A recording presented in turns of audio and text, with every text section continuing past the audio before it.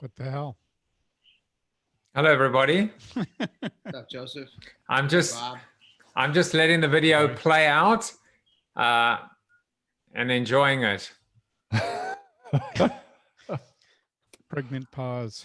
Yeah, you are getting. You've been pretty good about listening for a long time now. Hold so- on. I'm just going to stop it. It was so good, though.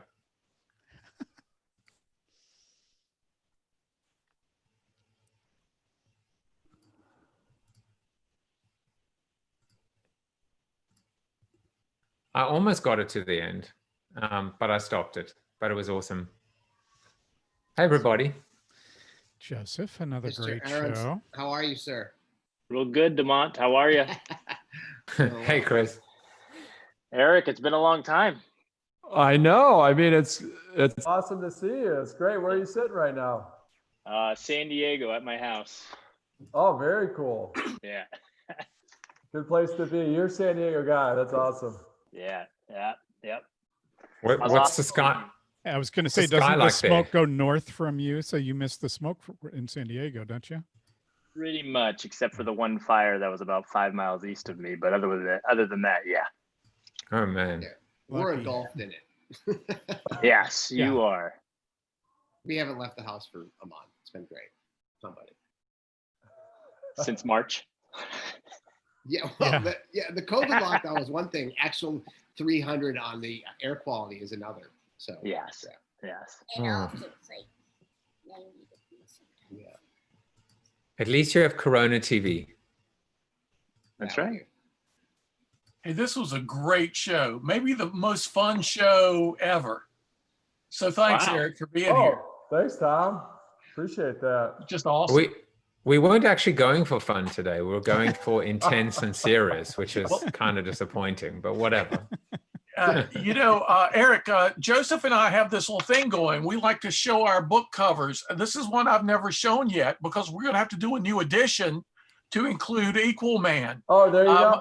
My son and I did superheroes in philosophy years ago, which has been a kind of, we launched it at Comic-Con in San Diego, with 100,000 screaming people. And Joseph's taught me marketing that I always should, hold up a book cover in the after show. But I love what you've done with the green glasses and with the branding and all that. It's just awesome. It's a wealth of lessons for me, a philosopher. No, thank you. Yeah, no, that's a great cover. It's been a fun ride. So we're trying to help everyone step into their superhero power. Everyone's got that superhero power. So we're trying to unlock and unleash that. So that's what we're trying to help with a little bit here and there. So Well, you're rocking the green glasses reminded me of another friend of mine who did a book called The Freak Factor with himself upside down before he started wearing bright pink glasses and now pink suits and pink shirts and pink tennis shoes. And like you, he lost some of the serious clients off the top, but now he travels the world constantly, or at least did before the pandemic, telling people to celebrate their freak factor, which is yours stepping into the story, which I love so much. no, thank you. No, it's great. I love that freak fact. I love that it's upside down too. It definitely like, why did I think of that? That'd be good for a book cover. Yeah, really. So it's been fun. And it's funny with this book cover behind me, we've got them back to back. So you see the front and the back. I won't tell you the painfulness you have to go through to get brightness through print. That's a whole nother story. Like I know more about 4-color process and PMS colors than you ever want to know. I was going back to my days at Cadillac Advertising going, oh, they haven't changed the print world at all. But yeah, funny because you're like, I don't want my picture on the book. But one of the reasons we put it on there is because if it's at an airport or a bookstore, then it's like that free branding. And a lot of people don't know this, but a lot of placements in bookstores are actually paid placements by the Yeah. And so it's like, okay, that makes sense. And internationally, actually, the author's normally on the cover. So internationally, but in America, you're like, why is that person on the cover? Yeah.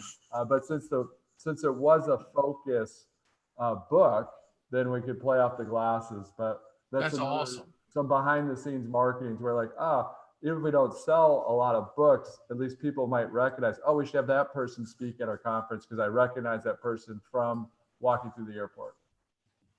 And you got bookstores realizing they need to have at least 2 copies in stock at all times just for the effect, right? Yeah, exactly. And you're not going to be the book that's spine out on the shelf, but you'll pick the book that's facing back. You can basically say you need to buy them in denominations of 2. So would you like 20,000, 40,000, 80,000? Yeah. I need to follow you 200,000. around for these ideas. I mean, that's amazing. And then some people know it's this like- is that with book sales, the average book only sells 250 copies. That's the average book. So whenever someone asks me, hey, should I write a book? I go, you should write it if you're passionate about it. It's either change the world or change yourself. A lot of you are book writers on here. The average book only sells 250 copies. The publisher's beyond the moon if they sell 5,000 because they made their, depending on your royalty, they've made their money back, blah, blah, blah. And so it's a fascinating world to where more of the B2B sales.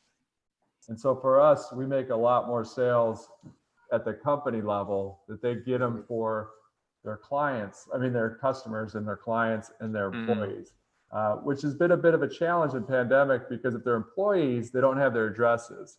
Right. Without going to a central location, you can't drop ship 1,000 books to a location. So it's one of those things that's been fascinating learning during the pandemic on how to make that easier for those B2B customers. Yeah, that's a big challenge. And when you have those B2B sales, I've benefited from those, 2,500 copies or 5,000 copies at a time. And most authors don't have anything like that remotely available to them who are not working with the business world, so that's really awesome. And you're right about the 250. I've just been binge reading Thoreau while I'm binge watching Gilmore Girls. But Thoreau, his first Renaissance book, man. yeah, Thoreau's first book sold exactly 250 copies. Oh, I didn't know that. Henry David Thoreau. It was his first. Oh, he's a book. hack. He's a hack. Yeah, yeah. And that was all through one Twitter sale, which is amazing. Yeah. It shows you the power of a tweet. Yeah.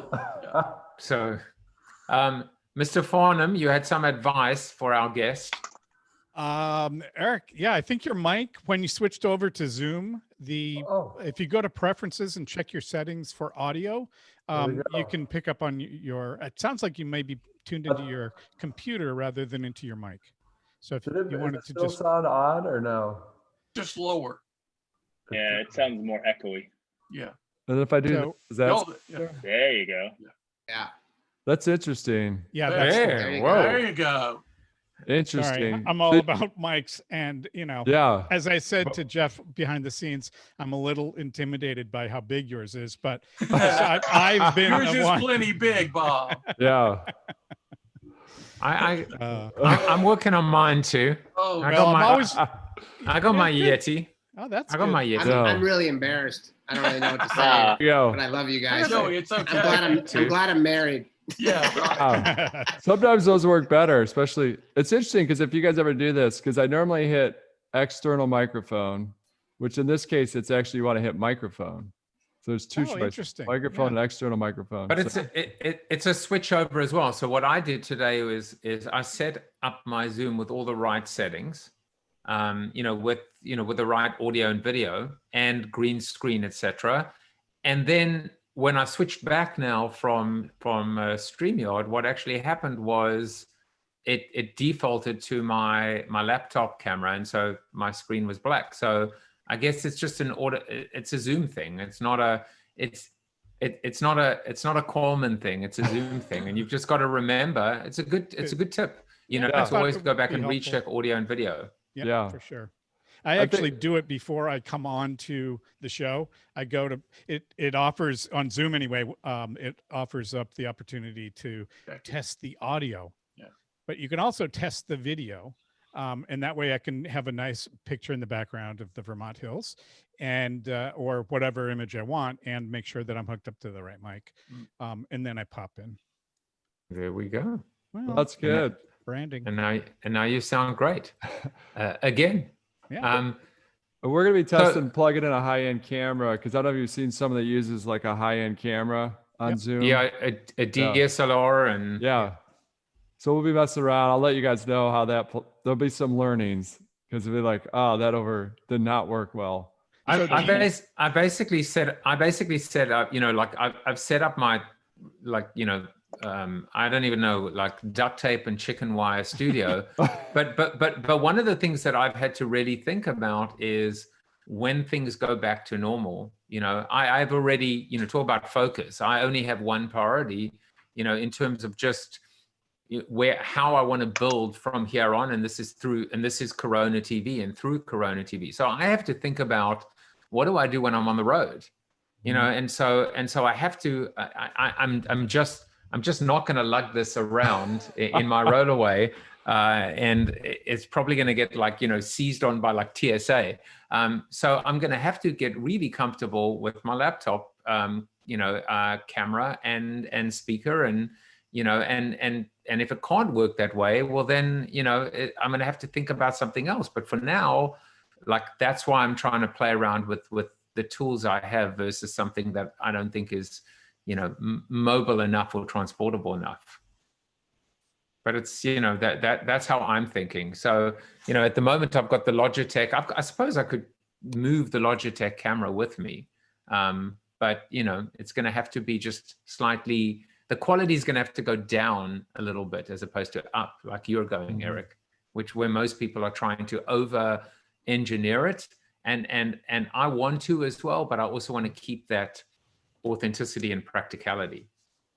If I could interrupt this exhilarating discussion of microphones and videos, somebody before the show, you need better video today, Tom. I do. I just use the computer. I'm a simple man. Or different I'm glasses. reading too much Thoreau.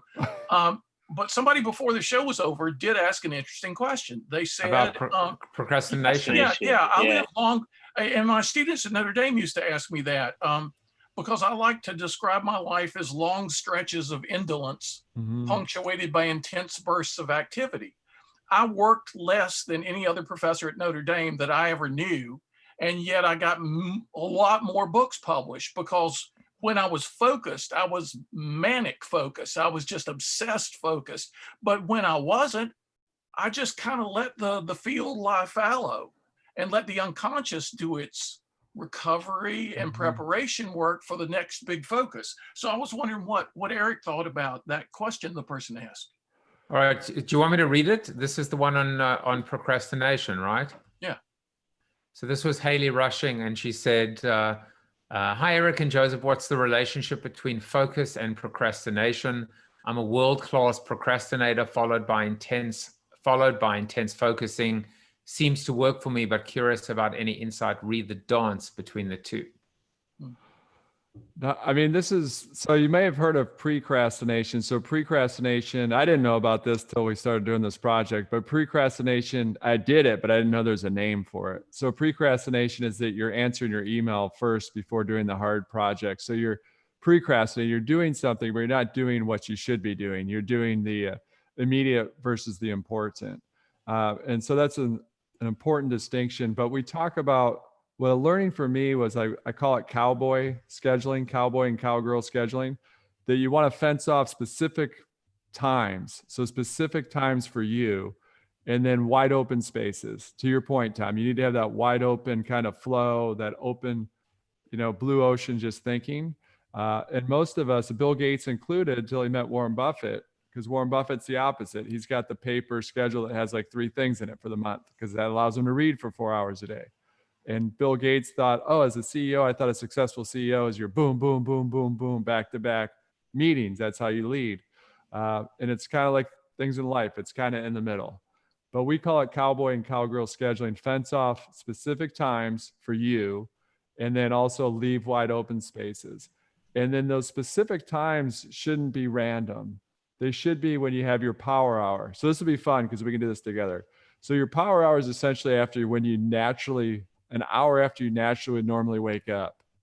And so there's basically robins, eagles, and night owls. And so I'll be curious to know with this group here, like how it spans out. So if it's a Saturday morning, let's just think Saturday morning, you've got no alarm set, you've got nothing scheduled. This probably never happens, but let's say that you have nothing scheduled. Saturday morning, what time would you naturally wake up? You guys get to say when you naturally wake up. 7 or 8. 8. Yeah. 8. I'm probably at the moment about 7 or 8. Yeah. 7:30 or 8. Yeah. You're off, Joe. and- Joey. Your microphone's off. After all that discussion, Hey, microphones. now they don't work. Joey is His was 2 this p.m. big, in the though. afternoon. 4 p.m. Yeah. That's what I got. Joey, it's this Used to big be. and it doesn't work. It's not very long, but it's really thin. Stop it, boys. Joey's answer is whenever somebody pushes on him to wake him up. Yes. There you go. Get up. What's your real answer, Joey? 8 o'clock. I do get up. 8. Yeah. But on that's Saturday. West Coast time, so that's 11 our time. Yeah. And then Bob, what did you say? What time are you? On a Saturday or Sunday morning, I'll push it to 8. During Okay. the week, I'm usually 5:30 or 6. Okay. So most of if you're after 7, natural, 7 to 10, you're an eagle, which most people are eagles.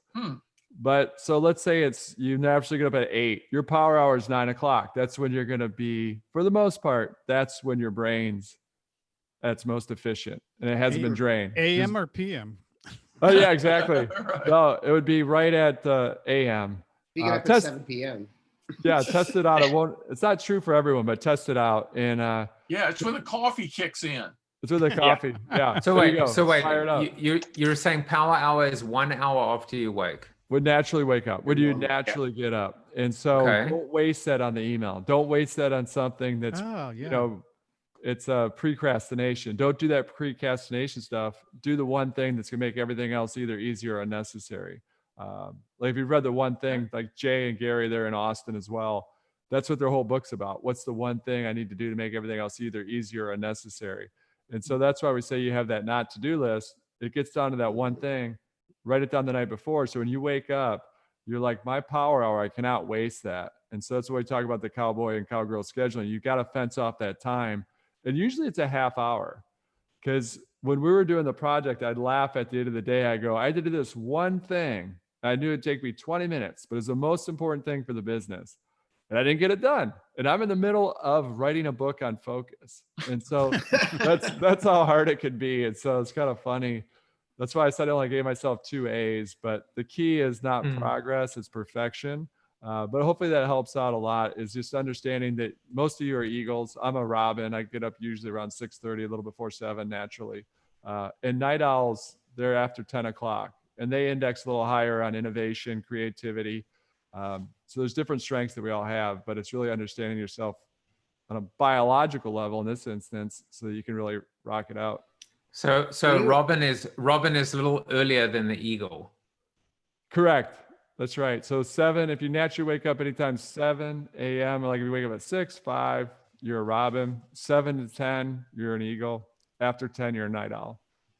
And did you apply that with your book writing? Obviously, you've done a lot of books. You've written a lot of books. So is that when you get up, do you do an hour of writing, or is that the most important thing when you have a book that needs to be published, or how do you work that?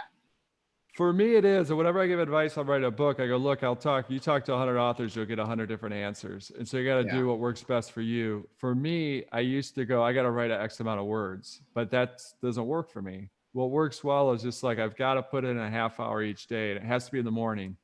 Because for me, it's like attack the day before the day attacks you. Before everyone else is up, get up. So that's for me, is like I try to get it done before the world starts attacking me. And some days I write utter garbage. Like I might write a lot, but it's just garbage.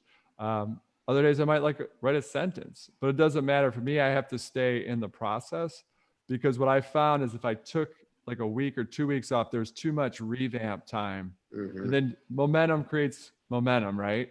Yeah. And so for me, that works the best, is just making sure that I do that half hour day when in that book process writing mode. But I'll turn it over to others that have written books. What do you guys do? Well, I had James Rollins on the show, which was amazing for me because he's my favorite. He's my favorite author, and he spoke about his process. One of the things that I loved, he says he basically has 2 stickies, right by his computer. One is, if I remember correctly, was the 5 senses. Remember to invoke all the 5 senses when writing. Smell, taste, touch. It's so important in terms of just hear and see. And then the other one was give yourself permission to write crap, or to be crap. and not to be so hard on yourself. We also touched on the Stephen King approach, right? Which is I'm going to write 500 words every day. And he spoke actually about how he did something similar. He started off with one and a half pages. And I think he switched it from single space to double space to be able to hit it. Now he hits 5 a day, and that's his quota. But he also said something which I thought was amazing. He said, write every day and read every night. Like, make sure that you're reading every night. Again, just find the quota. So what comes back to your consistency, I think what you're saying is, it is the momentum and the consistency. Find the time, right, as you talk about it, but make sure it's the same time, so it's less manic. I'll tell you from my perspective, I always tell the story of how I felt like I wrote best on planes, and when there was no Wi-Fi, no smartphones, and I would just, the biggest luxury I had was a second battery in my laptop, and I would write until I knew the battery was going to die, to the point where I was saving every 4 words or line, because I didn't even want to lose a word. And then I would replace the battery, and then I would keep writing until that battery died as well. Now there are so many distractions, notifications, Wi-Fi, entertainment, that I found that I can't write on planes anymore. So for me, it's become, when I'm inspired, which sometimes can become writer's block, can become months. But I am a morning person, so I typically will write better in the early morning. I think Erik gave today some of the best advice I've ever heard that can be applied to writing, although you didn't give it about writing when you said it. You said something about perseverance in the short term, patience in the long term. Yeah. I had one book that took me 15 years to write that I had to rewrite 25 times. Wow. And you talk about perseverance in the short run, but patience for the long run. I've just finished my 31st and 32nd books, and one of them has taken me 25 years. So, I mean, I figured those 240 people can wait. I mean, I'll buy the other 10 copies, okay? But they have to be patient too. But I think that combination of perseverance and patience is so important for the writer because of those writer block times that Joseph just mentioned. Sometimes you have to power through them with perseverance. Sometimes you have to wait them out with patience. It can change over time and with respect to whatever block it happens to be. At one time at Notre Dame, I had 2 really difficult books to write one summer. And so I got up at 4 o'clock every morning. And by the time my magic hour started, an hour later at 5, I was in my office. I could literally write for 5 hours or 6 hours before anybody knocked on my door. It was the most productive, prolific time of my life as a writer because I avoided everybody else successfully. Yeah. So I don't recommend doing this, but this was my book. So this is a textbook that is used at a lot of the colleges in the United States. While holding a full-time job and trying to write that is difficult. But what I found out of it is that I'm inherently deadline driven. So the moment that deadline gets near, my focus gets really narrow and really set on that end goal, and I get things done like that. If that deadline though is anything further than about a week or 2, I have a really hard time focusing any sort of energy on it. Wow. And so and actually, Chris, just to tell you quickly that what James Rollins said was, you just do the math. You look at the deadline, and then you divide the days that you have left by the number of words or pages. What he did say as well is he writes 5 out of 7 days. So that's also his technique, which is to give yourself a break. That doesn't necessarily mean he doesn't write on the weekends. It just means he's writing 5 days on and 2 days off. Yeah. What were you going to say, Bob? Oh, good pattern interrupt. I don't recall. It'll come back to me. Don't remember, but it was really good. You have a deadline, Bob. You have Come a deadline. on. Oh yeah, no. The point of having works. a certain, it works every time. That's why I always say, oh, it'll come to me, rather than I can't remember, because then you don't remember. What was I saying? So You just interrupted your pattern interrupt. The biggest microphone and nothing to say. Nothing to say. No, I do actually. I just don't If understand. you guys would just quit interrupting. No, You interrupted yourself. I know that was where the humor was in there. At least I thought it was funny. Any period of time that you're given for a project, Who are you? you can totally fill. So if you're given an hour to get something out the door, then you'll fill the whole hour. Or if you're given 2 weeks to do that 1 hour's amount of work, you'll fill the 2 weeks with that project. It's crazy. So I've always worked better under pressure, but I've also realized that it's not always to my best advantage. So I do what you suggested, which Joseph, what you suggested, I guess was, or James Rollins, was reverse engineer your project so you know and can roll it out. And let me just put in a plug for a program that I think would go really well. And that's David Allen's book, Getting Things Done. Oh yeah. And that concept. Yeah, I read that I book. fall off the wagon a lot with the program, not because it's overcomplicated or anything like that. It's just you fall off the wagon, and that's just the way it goes. But every time I get back on the wagon, I'm like, oh man, I forgot how good this is and how handy this is. I mean, just even little things that little tips and tricks, like, you know, having a place to sort of plant ideas in the future. So you have your calendar sort of laid out, and you can like either put a business card in the folder or whatever.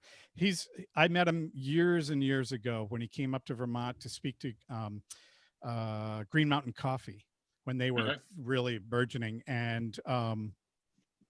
And he talked about his book, and I had already read it, and I think I was the only one in the whole audience who had. But anyway, it was fascinating to meet him and to use his program.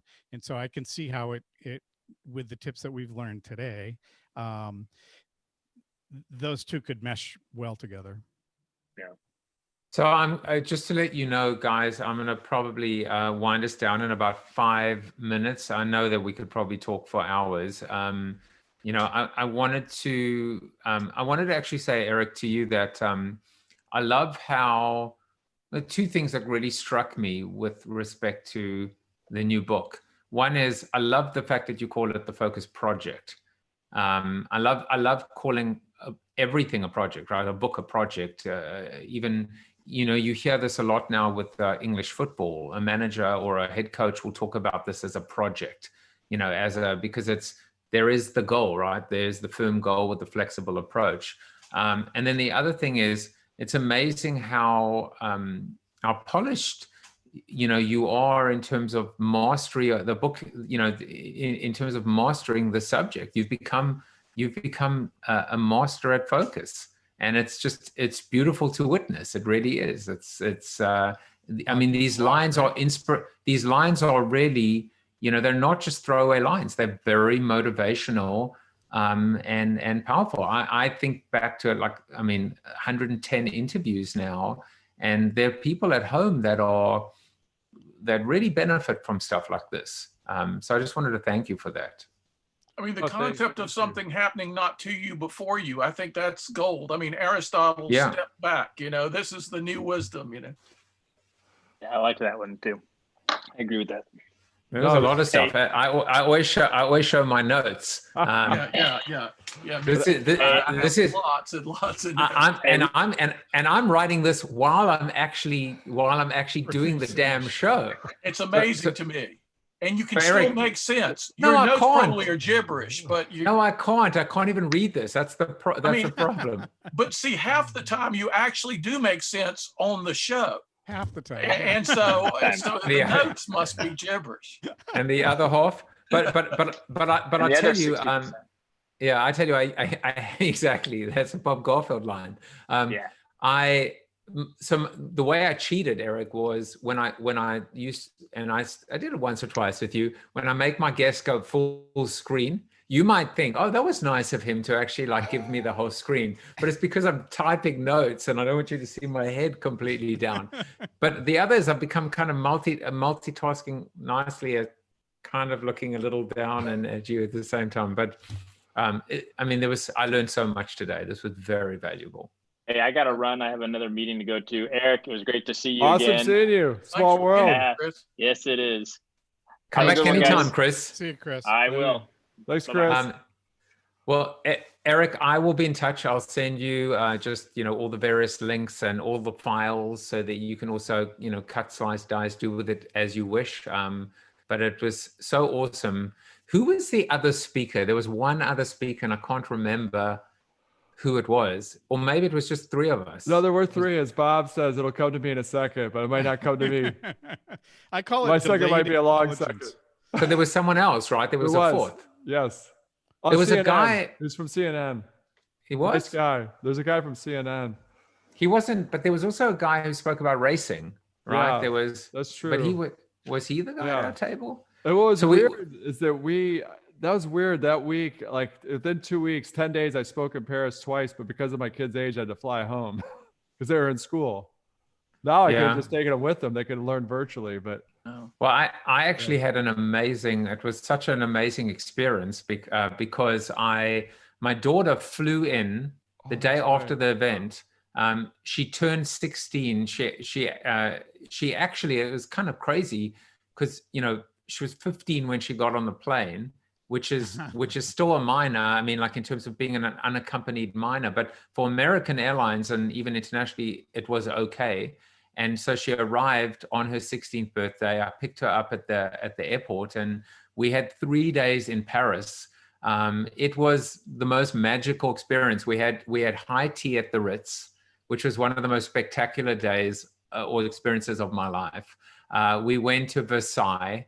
We went to the Louvre. We had a run together around, the whole, Musée d'Orsay area. It was just spectacular. And the one night for dinner, we had 3 nights in Paris, but the third night we did segways around the Champs-Élysées area. And I said to our guide, could you just give me your best restaurant recommendation? But the operative phrase is completely no tourists at all, like a local place that you would go to, like in the middle of nowhere. And we had the most unbelievable evening sitting in this tiny little hole in the wall. It was actually an Italian restaurant, but run by, Parisians. They barely spoke English. It was just, so I have just warm memories of that Paris trip, and you're inextricably a part of that. Wow, that's cool. Oh, that's amazing. That's awesome. I love that.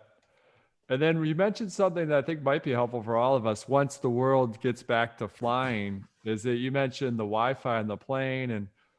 And so if you read the book, you'll see at one point I go, look, I'm not looking forward to all this flights that I get on the plane. I'm just working again and I'm exhausted. So then I mandated, and the Wi-Fi is terrible half the time. It's first world problem, but it's like, why am I causing this frustration for myself? So then I just designated that time. That was my time. I was either going to write or I was going to read, and that was it. And so then I started to look forward to this time off. I'd be like, oh, this is great. I can write or I can read, and that's it. I will not succeed at that, but I think it's a great idea. I start like I will try. No, I mean, you're absolutely right. I will say one thing that I've found in writing. It's very hard for me to write not being connected when it comes to doing a bit of research and wanting to just go to Google. So I typically, but I mean, that's my only challenge, but you know what, it's easily solvable, right? It's just go and figure it out afterwards. Go back and check the 7 things and keep moving forward. Because sometimes when you go down, as you know, a rabbit hole to try and find that one data point, it can cost you 35 minutes of your power hour. Yeah. So that's my way of saying you're right, I'm wrong. I don't know about right, but it did force us. We took out an intern from the University of Texas. So her role was I would note, I need research on this to confirm it. And then that would just send to her once I landed. Hey, Joseph, before we I need one of those. Before you wind up, I see that Steve Garfield's on. And since Erik is... Oh, yeah, hi, Steve. Since Erik's sort of revamping with a new camera and stuff like that, I thought maybe Steve could jump on real quick and tell him that website that rates your green screen or your background. That's cool. I don't remember what it's called. And I guess Steve Garfield's the master of this. Yeah, Steve is the master. Awesome to see you, Steve. I don't see you, but I can see your name. Well, go to his Facebook page. Maybe he doesn't want to There be he is. seen. I'm not driving. Okay, I love the am green not screen. driving. Nice green screen. Yeah. Carol, So- say hi, what- Carol. Hey, Carol. Hey, Carol. Hi, everyone. Hey. Steve website- Garfield. Steve Okay. Garfield. Was Millie Garfield on Brogan's show today? Did I see? Did my eyes deceive me or not? What? Did I miss that? Yeah, Millie Garfield was on Chris Brogan's Backpack Show, and you can catch the recording. But to answer the Skype question, it's called Room Raider on Twitter, and the handle is @RateMySkypeRoom. So it's been around for a while. Mm. So if you're Eric, so if you're going to be doing anything with your studio, it's probably worth like checking that out and seeing, because what they're going to tell you is you need to have a guitar hanging in the background somewhere. So many of the but- people on this after show have had that. It's unbelievable. Yeah, it's Guitar funny, hanging isn't in the it? background. Mine's on the floor, but yeah. it still works. Oh yeah, there's yours. Yeah. And so anyway, you're doing a great job. I mean, your branding is terrific already, so I'm not worried about you at all. But I always like to bring Steve on the show. So Yeah, Steve's the best. I love Steve- it. Good seeing you, He's Steve. got such great ideas. All right, my Okay. friends. Okay, good and to see you and guys. now I'm gonna go and email Chip and apologize to him for insulting and attacking my audience. You called him family though, so that was good. A brother, From another mother, like There you Mitch go. Scholl, or my bald friends. Eric, thanks for your time today. Thanks a Good lot, luck Eric. with everything, Great job. and we'll be. I'll be in touch with you as well. It's so good to have reconnected. It was great. It was great. Thank you. It was great. This is wonderful. Thanks, guys. Thanks for the